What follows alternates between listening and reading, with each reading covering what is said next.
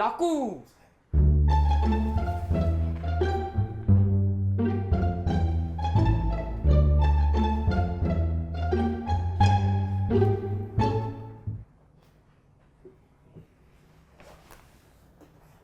Asseyez-vous.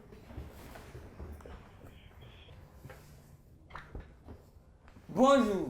Makani a surpris Oku en train d'écouter les conversations téléphoniques de son père. Elle a donc traduit devant la cour pour que son attitude soit corrigée.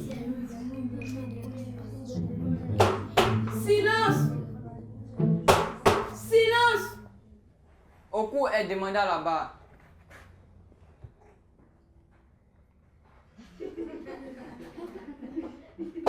Silence! Silence!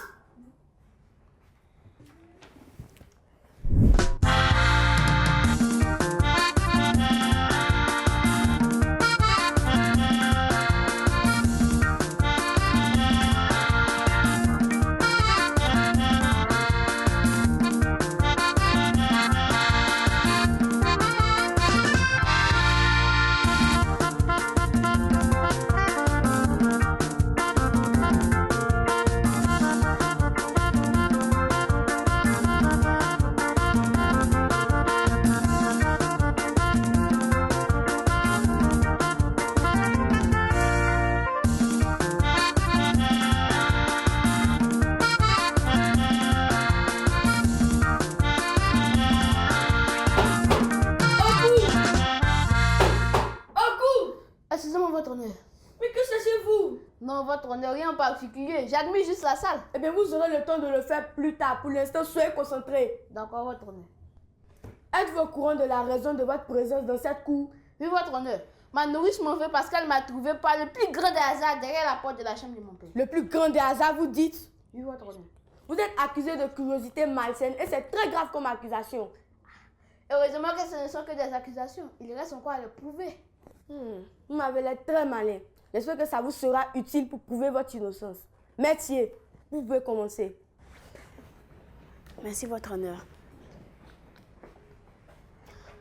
Oku, expliquez-nous ce que vous faisiez derrière la porte de votre père. Maître, j'allais aux toilettes lorsque j'ai entendu mon père parler. Je me suis inquiété de l'entendre parler tout seul. Je me suis donc arrêté derrière la porte pour écouter ce qu'il disait. Vous n'écoutiez donc pas aux portes? Absolument pas. Et à quel moment votre nourrice est-elle arrivée? Elle est arrivée pile au moment où je me suis rapproché de la porte et elle a commencé à me faire plein de reproches. Lui avez-vous expliqué les choses telles que vous nous les expliquez maintenant? Oui, maître, je lui ai tout dit, mais elle n'a rien voulu comprendre. Merci, Oku. Votre honneur, ce qui s'est passé est tout simplement un malentendu. Makani a fait une erreur de jugement. Merci. Merci, métier. Maître Komara, avez-vous des questions? Oui, votre honneur. L'accusé est à vous. Merci, votre honneur. Monsieur Oku, savez-vous que ce n'est pas bien d'écouter les conversations téléphoniques des autres derrière la porte? Maître, je n'ai rien fait de grave. Je voulais juste venir en aide à mon père, en cas de problème. Qui mieux que mon père l'aider? Vous vous trompez, c'est très grave. Les conversations téléphoniques sont privées, il ne faut pas les épier. Maître, mais pourquoi? Vous pouvez entendre quelque chose que vous n'êtes pas censé entendre. Et en plus, ça fait partie de la politesse de ne pas épier les autres. Votre honneur, je vais m'arrêter là. J'aimerais entendre la plaignante. Oku, veuillez regagner votre place. Faites venir la plaignante. Makani est demandé à la barre. Madame Makani, pouvez-vous nous expliquer la raison pour laquelle vous avez traduit Oku devant la cour? Maître, j'ai surpris Oku en train d'écouter son père derrière la porte. Ce n'est pas bien de se comporter ainsi. Était-ce la première fois?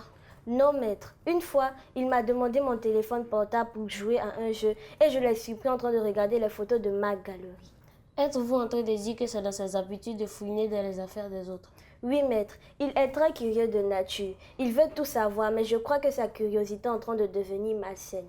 Merci, Madame Makani. C'est très bien. Mais en avez-vous parlé à son père? Oui, maître, et je peux même dire qu'il n'était pas du tout content. Merci, Madame Makani. Votre honneur, je crois que tout est dit, je n'ai plus rien à ajouter. Merci, Maître Komara. Métier, avez-vous des questions à poser à la plaignante? Non, votre honneur. Je suis convaincue que c'était une erreur. Je trouve cela étonnant de juger sur des faits aussi vagues. Regarder des photos dans la galerie et écouter une conversation n'est pas pareil. Mon client avait certainement fait des selfies et voulait les regarder. Qu'on arrête de s'acharner sur lui pour ça. Calmez-vous. Vous emporter ne sert à rien du tout. Madame Makani, veuillez regagner votre place, s'il vous plaît. Merci à tous. La séance est suspendue. Nous reviendrons pour le verdict. L'actualité. Hello chers amis et bienvenue dans votre rubrique Exploration. Aujourd'hui, nous parlerons du dessin. Un dessin est ce qui est créé lorsqu'une personne fixe sur un support, comme le papier, le papyrus, un mur, au moyen d'outils, crayons, stylos, pinceaux, etc. Un élément qui sort soit de son imagination, soit de son observation. L'une des premières activités intellectuelles des enfants est le dessin. Le dessin montre directement comment l'enfant perçoit ce qui est autour de lui. Il existe des dessins techniques pour préciser comment un objet va être fabriqué ou définir une forme avec précision. En couture, ce dessin s'appelle un patron. Il indique toutes les pièces nécessaires à la réalisation du costume. Le dessin s'apprend tout comme l'écriture. Au début, c'est maladroit. Mais avec le temps et la pratique, on prend l'habitude. On écrit mieux, de plus vite et avec son propre style. Ne vous lancez pas tout de suite dans des portraits de stars, des voitures de luxe, des personnages Disney, des mangas. Quand on apprend l'écriture, on ne commence pas directement par écrire un livre. On commence plutôt par apprendre à former les lettres une par une. Et puis un jour, on apprend à écrire son prénom. Pour le dessin, c'est la même chose. Il faut d'abord commencer par dessiner un objet très simple et surtout prendre son temps.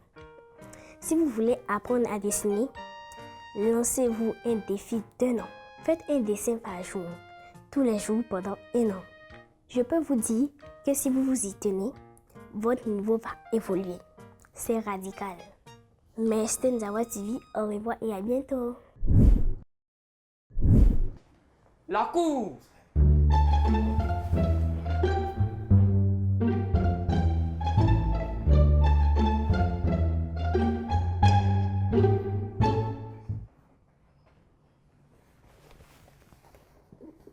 Asseyez-vous.